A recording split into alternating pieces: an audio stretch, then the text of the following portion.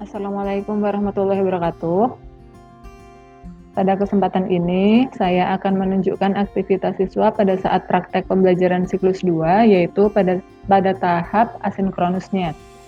Pembelajaran pada tahap asinkronus menggunakan aplikasi Siup, yaitu aplikasi e-learning yang biasa dipakai dalam pembelajaran daring di sekolah tempat saya mengajar.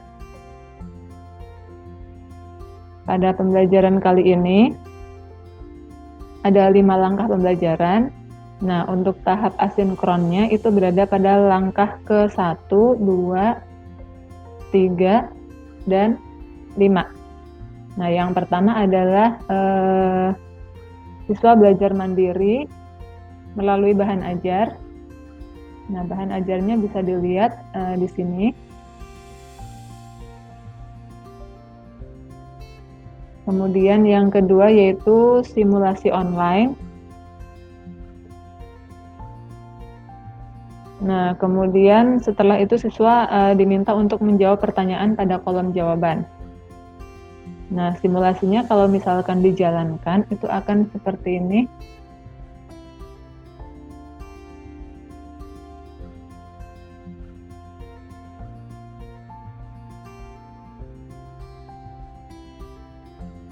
Nah, kemudian jawaban siswa di sini bisa dilihat. Nah, ternyata jawabannya sudah pada masuk, sekitar ada 13 siswa yang sudah menjawab. Nah, langkah yang ketiga yaitu siswa mengisi LKPD. LKPD-nya bisa dilihat di sini, bisa diunduh siswa juga. Nah, kemudian yang keempat ini merupakan kegiatan sinkronnya. Nah, kegiatan asinkron yang terakhir yaitu di poin kelima yaitu mengerjakan soal evaluasi dan mengumpulkan LKPD. Nah, untuk soal evaluasi itu bisa dilihat di sini. Soal evaluasinya seperti ini, kemudian siswa yang sudah menjawab ternyata sudah ada 12 siswa. Selain itu, untuk pengumpulan LKPD-nya di sini, kemudian bisa dilihat siswa sudah mengumpulkan LKPD-nya sejumlah 12 juga. Nah, mungkin itu saja yang bisa saya sampaikan. Terima kasih. Assalamualaikum warahmatullahi wabarakatuh. Warahmatullahi wabarakatuh. Waalaikumsalam warahmatullahi wabarakatuh. Alhamdulillah ini udah ada banyak yang masuk ya, udah ada sekitar 14 atau 13 yang masuk ke ruang meeting. Nah, sebelumnya gimana kabarnya anak-anak nih? Sehat ya? Baik Bu, alhamdulillah. Alhamdulillah sehat semua ya. Tetap jaga kesehatan, pakai masker dan jaga jarak kalau misalnya lagi keluar ya. Kemudian masih semangat nggak nih untuk belajar matematika nih? Semangat ya?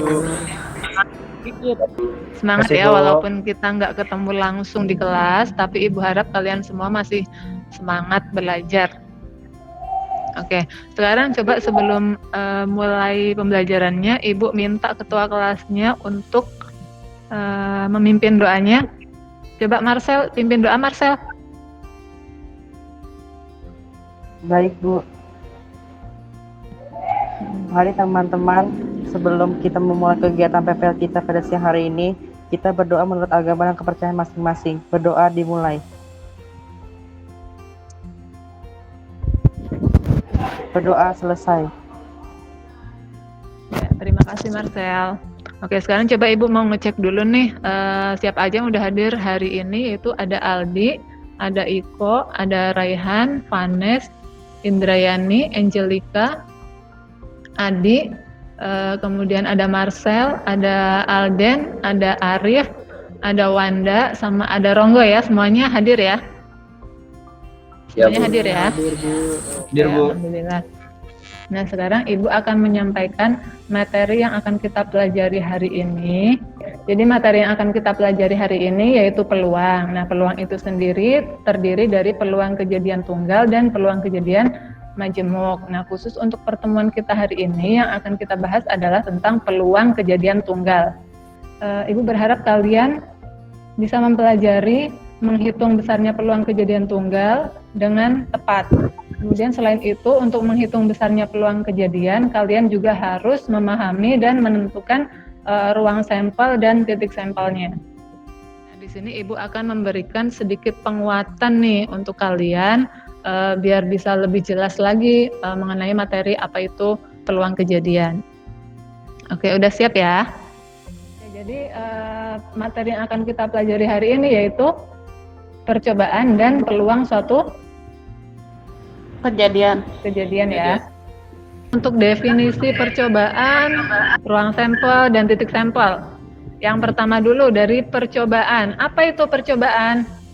Suatu kegiatan yang dapat memberikan beberapa kemungkinan. Suatu kegiatan yang dapat memberikan beberapa kemungkinan. Contohnya apa nih? Contoh dari percobaan apa nih? Melempar dadu, kemudian melempar koin. Ruang sampel sekarang. Apa itu ruang sampel? himpunan dari semua hasil yang mungkin pada suatu percobaan atau kejadian. Misalnya nih, pada pelemparan sebuah dadu, berarti ruang sampelnya apa aja? Yang 1, 2, 3, 4, 6. 1, 2, 3, sampai 6. Ya, jadi ruang sampelnya adalah semua sisi pada dadu tersebut. Oke, Ya. berarti ruang sampelnya atau kita tulis S-nya itu 1, 2, 3, 4, 5, dan 6. Oke, sekarang kasus kedua misalnya, pada pelemparan satu buah koin dan satu buah dadu. Koin dan dadu. Koinnya ada berapa sisi nih? Ada dua sisi. Ada dua ya. Ada dua sisi. Kemudian dadunya ada berapa? Dari tadi sudah nih? 6. Ada 6. Oke, kemungkinan. Ini dari yang koinnya, kemungkinan sisi yang muncul adalah sisi angka atau sisi gambar. Kemudian dari dadunya, kemungkinan sisi yang muncul adalah sisi 1, 2, sampai 6. Nah, daftar ruang sampel pada pelemparan satu dadu dan satu koin itu gimana? Ada yang udah tahu belum? Satu angka, dua Satu angka. tiga Betul. sampai 6 angka, terus 5. satu gambar, dua gambar, 3 gambar, sampai 6 gambar. Iya, betul. Jadi semuanya ada berapa? 12. 12. Semuanya ada 12 ya. Ada nggak kemungkinan yang lain selain ke-12 kemungkinan ini? Nggak ada. Nggak ada ya? Nggak ada. Kenapa nggak ada angka 7-nya? Karena dadunya mempunyai 6 sisi Karena doang. dadunya Tidak hanya ada angka 7. 6 sisi. ada 6 sisi. Nah, berarti banyaknya anggota ruang sampel ada 12 ya, tadi sudah dijawab. Sekarang coba Ibu minta salah satu dari kalian untuk mempresentasikan hasilnya, sekaligus kita cek isinya atau prosedurnya itu betul atau masih kurang tepat. Nah, coba siapa nih sebelum ditunjuk, siapa yang mau mengajukan diri? Saya, Bu. Oke, Indra ya. Coba Indra, silakan dipresentasikan hasilnya. Sini ada Ya. ilustrasi. Salah seorang guru kalian di SMK Ipentek 2, yaitu Bu Kiat, saat ini sedang hamil. Berdasarkan hasil USG terkonfirmasi bahwa janinnya hanya satu, tidak kembar. Pertanyaannya, ada berapa kemungkinan jenis kelamin dari anak yang akan dilahirkan Bu Kiat? Jawabannya 2. Jenis kelamin apa saja? Jawabannya laki-laki dan perempuan. Selanjutnya, perlu kalian ketahui dari konteks masalah 1, telah kalian ketahui bahwa banyaknya kemungkinan jenis kelamin anak yang akan lahir adalah 2, yaitu laki-laki dan perempuan, dan tidak ada kecenderungan khusus akan lahir laki-laki atau perempuan. Coba kalian kaitkan dengan definisi peluang. Besarnya kisaran peluang dari 0 sampai 1, dan lahir laki-laki atau perempuan merupakan kejadian pasti, maka jumlah peluangnya 1, karena tidak mungkin lahir dengan jenis kelamin selain itu, maka peluang lahir anak laki-laki adalah 1/2 dan peluang lahir anak perempuan adalah 1/2. Jadi bagaimana cara mencari besarnya peluang suatu kejadian? Sini A adalah L laki-laki, NA sama dengan 1, S-nya itu laki-laki perempuan, NS-nya itu 2. Maka peluang lahir anak laki-laki sebesar 1/2 diperoleh dari perbandingan antara NA dan NS. Jadi dapat dituliskan rumus mencari peluang kejadian adalah PA sama dengan NA per NS. Coba buktikan bahwa peluang lahir anak perempuan adalah 1/2 menggunakan rumus yang telah kalian tuliskan. Petunjuk misal A kejadian lahir anak perempuan.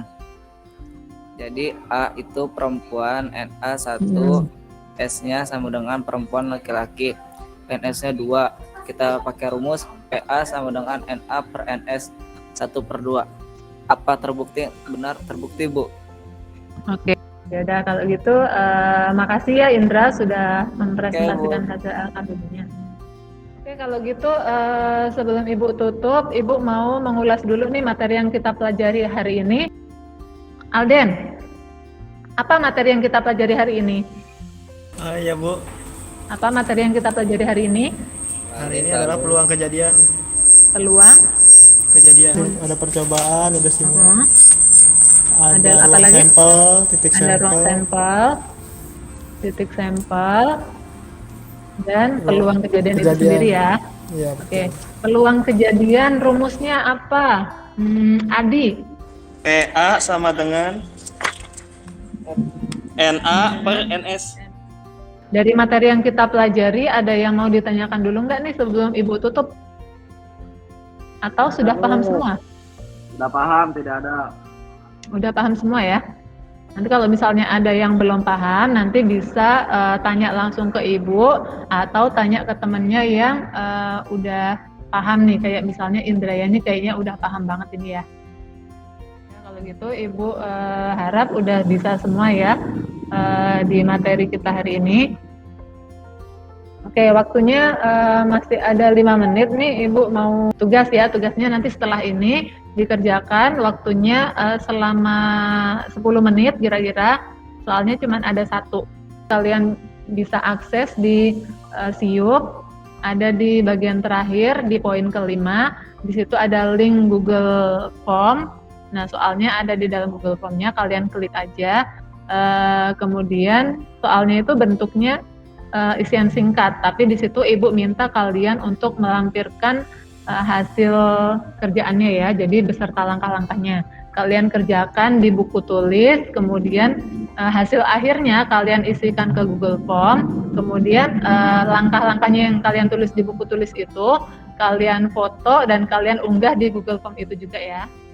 Aku juga minta untuk kalian mengumpulkan LKPD-nya. Jadi LKPD-nya kalian foto semua dari halaman pertama sampai halaman terakhir.